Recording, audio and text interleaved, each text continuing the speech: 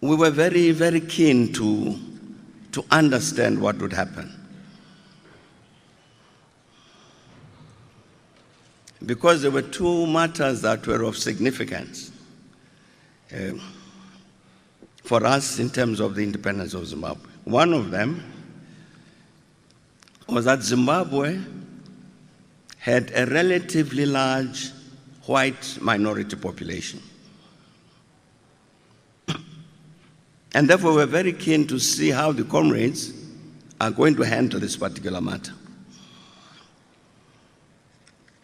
And you remember what happened. The leadership under President Mugabe as Prime Minister then took a very clear position, which was that we fought against colonialism, white minority domination, and so on, not against white people. And let's handle ourselves in a manner which will result in that national reconciliation. And I think you can see what happened with us here in 1994.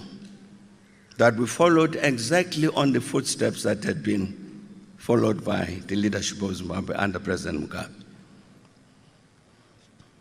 So Zimbabwe had in 1980 a General Walls to lead the Zimbabwe Defense Force.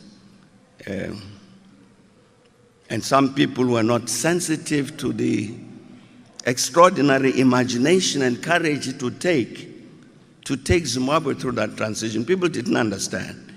Why are they allowing Smith's general to lead the Zimbabwe Defense Force? But that's what we did here. We're following the example of Zimbabwe and said, in our case, we must follow this example that had been set. So their General Walls was our General Meiring. Chief of the CIO was Ken Flower, inherited from the Smith regime, Central Intelligence Organization. Here where the Chief of Police was Johan van der Merwe. I'm saying that period of transition, which was handled by President Mugabe and the rest of the leadership, ZANU-PF, there was a very important lesson for us in terms of how we might want to handle our own situation. Again, we must indeed pay tribute to the leadership of President Mugabe and the other comrades for what they did in order to assist us here to resolve what is an important challenge in terms of ensuring that we had a smooth transition, as smooth as possible, a transition to a post-apartheid democratic rule. Oliver Tambo attended the ceremony to lower the British flag and raise the Zimbabwe flag in 1980, April.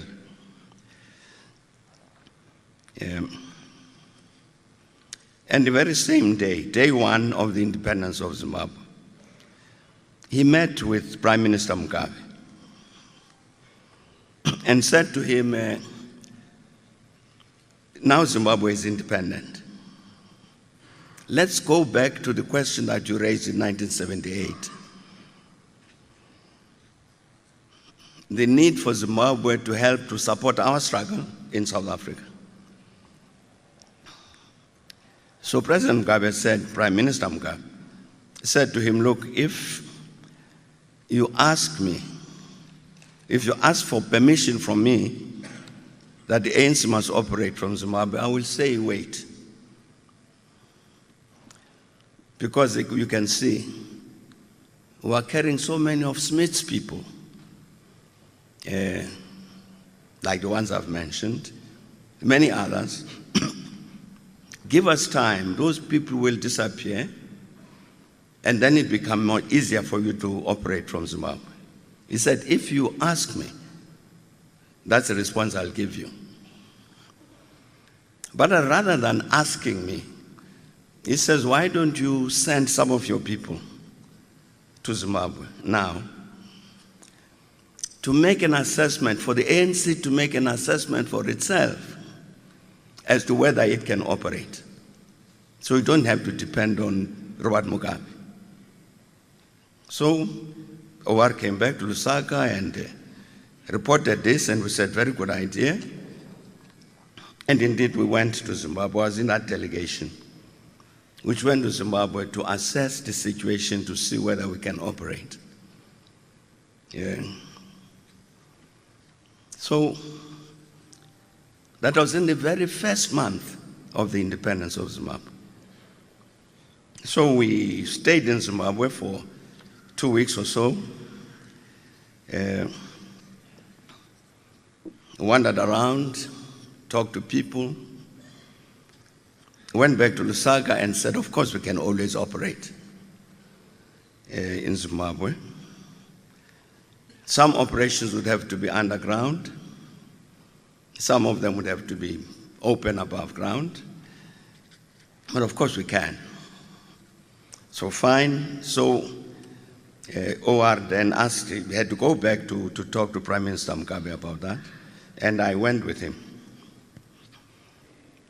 Now, comrades, I'm talking about April, May 1980. This is a new, young Zimbabwe. Across the border, the Limpopo, you have an apartheid regime which is intensely hostile to this government that's taken over in Zimbabwe. And obviously very intensely hostile, similarly to the ANC. But we're saying, despite that, what can be done? So we came back and met with President Mugabe, Prime Minister. As it happens, he was accompanied by the current president of Zimbabwe, Emmerson Mnangagwa, who was at the time Minister of National Security. And so OR says to Prime Minister Mugabe, we can operate. So Prime Minister Mugabe says, well, okay, if that's your decision, fine. Now, why don't we arrange that Thabo here and Emmerson must sit together and work out how you are going to operate. Now, comrades, I'm saying all of these things. I don't think they've been said before. We worked out a system of cooperation, which meant Zimbabwe Defense Force actually moved a battalion of the army to the banks of the Limpopo. The reason for that was that we could then bring in weapons from Zambia into Zimbabwe, which the Zimbabwe army would pick up at the border, take them through Zimbabwe to that battalion, so that our people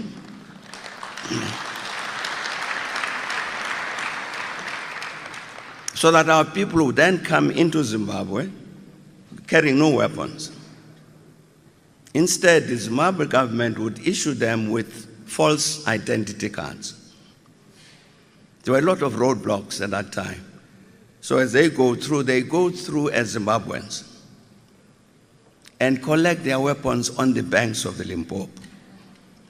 I'm saying this is April, May 1980. There were other decisions that were taken, like the Zimbabwe government would issue us with passports which identify some of us as Zimbabwean, in order to facilitate movement in the context of any matter that would be sensitive.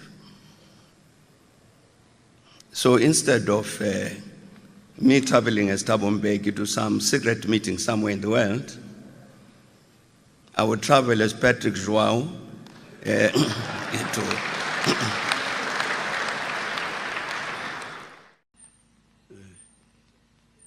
Those beer drinkers are the most useful people.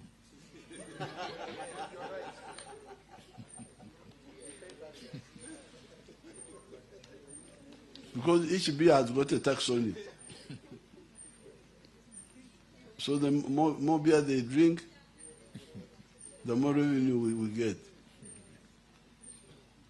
But if you have got families which don't have any income, which therefore don't contribute to the development